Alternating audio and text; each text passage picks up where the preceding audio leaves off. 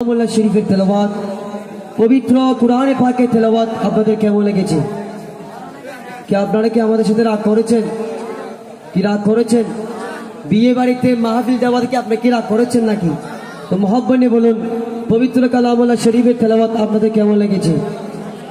আজকাল ইদানিং দেখা যাচ্ছে, হয়তো আপনারা মিডিয়াতে দেখতে পাচ্ছেন যে বিভিন্ন জায়গায় বিভিন্ন পর্যায়ে কোরআনকে নিয়ে বিভিন্ন ধরনের কটূক্তি করা হচ্ছে, ঠিক কিনা?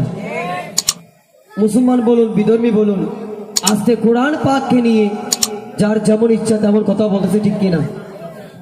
তো যদি পৃথিবীর সব মানুষ, পৃথিবীর সব কোরআন যদি ধ্বংস করা হয়, তাহলে পৃথিবীর জমিনের মধ্যে পুনরায় কোরআন লিপিবদ্ধ করতে আমাদের কোনো কষ্ট হবে না, ঠিক কিনা? কারণ এই কোরআনে পাকের হেফাজতকারী একমাত্র কে? আর একটি মহব্বত, এই কোরআনে কারীমের হেফাজতকারী একমাত্র কে?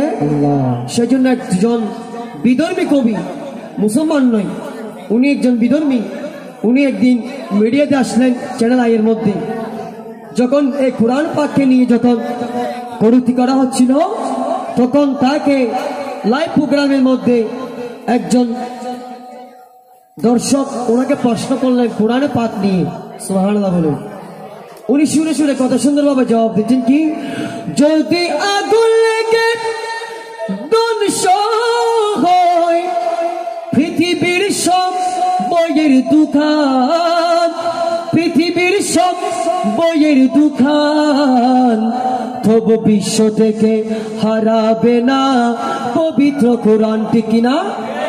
তবু বিশ্ব থেকে হারাবে না পবিত্র কোরআন। একটু মহব্বত বলে সুবহানাল্লাহ। যদি কেউ চায় এই কোরআনকে ধ্বংস করতে, তবে কি পারবে এই কোরআনকে ধ্বংস করতে?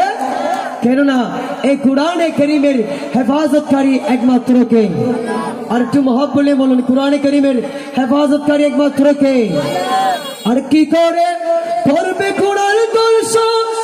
ওই আগুনের তেজ আছে বিশ্ব বড়, লক্ষ লক্ষ কুরআনি হাফেজ, তারা চাপায়া আসমানি গ্রন্থ, তারা চাপায়া আসমানি গ্রন্থ, বাঁচাবে ইসলামের মান, বাঁচাবে ইসলামের মান, তবু বিশ্ব থেকে হারাবে না পবিত্র কোরআন, বিশ্ব থেকে হারাবে না পবিত্র কোরআন। পাকিস্তানের জিয়া মরলো দুর্ঘটনায় ভাই, তার বিমান পুড়ে ছাই হয়ে যায়, কোরআন পুড়ে নাই। সুবহানাল্লাহ বলুন।